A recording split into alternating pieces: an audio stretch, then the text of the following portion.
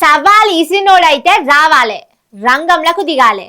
శాతగానోడైతే సవాలే ఈసినకుంటా సప్పుడు చేయకుండా ఉండాలి.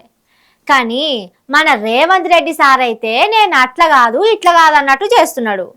రైతు రాజ్యం మీద చర్చకు సిద్ధమా అన్నాడు. ఇటు పక్కోళ్ళు సిద్ధమని టైము, డేటు, ప్లేస్ చెప్తే ఢిల్లీకి పోయిండు. మాట మీద నిలబడేటోళ్ళైతే తొడగొట్టినా, మీసం మెలేసిన, జబ్బలు జరుచుకున్నా ఓ ఇల్లు ఉంటది.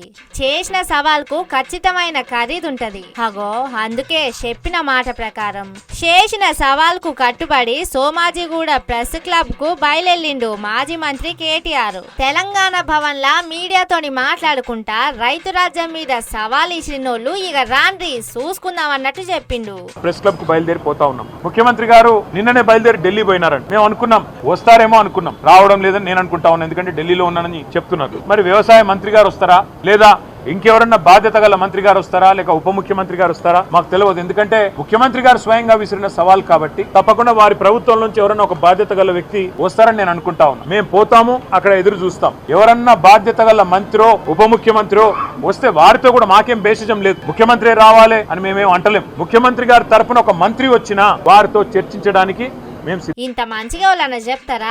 రైతు రాజ్యం మీద చర్చలకు సిద్ధమా అని ఫస్ట్ అన్నది మీరు.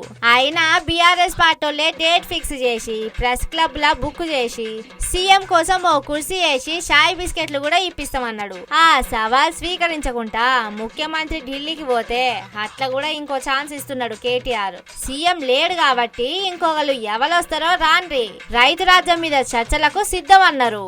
కానీ తీరా అక్కడికి పోయి చూస్తే పోలీస్ బందోబస్తు తప్ప ఓ మంత్రి లేడు, ముఖ్యమంత్రి అసలే లేడు.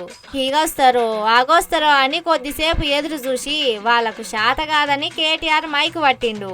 ముందుగాల తెలంగాణలో అప్పుల బాధలతోని కాంగ్రెస్ హామీలు నమ్మి మోసపోయి జీవి తీసుకున్న రైతులకు మౌనం పాటించి నివాళులర్పించిండ్రు. గత 18 నెలల అరాచక పాలన వల్ల, ముఖ్యంగా రైతులకు ఇచ్చిన మాట తప్పి మోసం చేసిన కాంగ్రెస్ ప్రభుత్వం యొక్క వైఖరి వల్ల ఆత్మహత్యలు చేసుకున్న 600 మంది అన్నదాతల కోసం, 600 మంది రైతన్నల కోసం ముందుగా 1 నిమిషం నివాళి అర్పించి ఆ తర్వాత మనం మాట్లాడుకుందాం.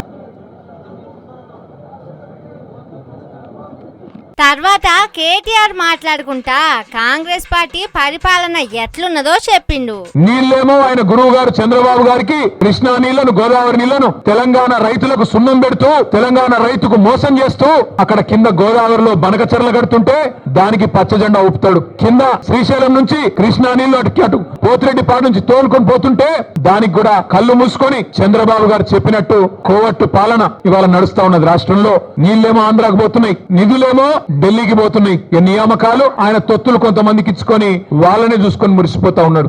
ఇంత చక్కదనంగా ఉన్న కాంగ్రెస్ సర్కార్లా ప్రజాపాలన అని చెప్పుకునే పాలనల సామాన్య జనాలకు ఎసొంటి పరిస్థితి వచ్చిందో, మాట్లాడే స్వేచ్ఛ ప్రజాప్రభుత్వంలో ఏ తీరుగా ఉన్నదో చెప్పిండు. హగో అసొంటి ఇందిరమ్మ రాజ్యంలా నికార్సైన ఎమర్జెన్సీ పాలన జరుగుతున్నదని, దాన్ని సీఎం రేవంత్ రెడ్డి గారు విజయవంతంగా కొనసాగిస్తున్నారని చెప్పిండు. వీళ్ళ ముచ్చటి ఇట్లుంటే కాంగ్రెస్ పార్టీ ఎమ్మెల్యేలు, ఎమ్మెల్సీలు అసెంబ్లీలో చర్చలకు సిద్ధమా అంటున్నారట. ఈడ గెలవనమ్మ ఇంగ్లాండ్ లో గెలుస్తుందా అన్నట్టే ఉన్నది వాళ్ళ వ్యవహారం అని నవ్వుకున్నారట బీఆర్ఎస్ పార్టీలు.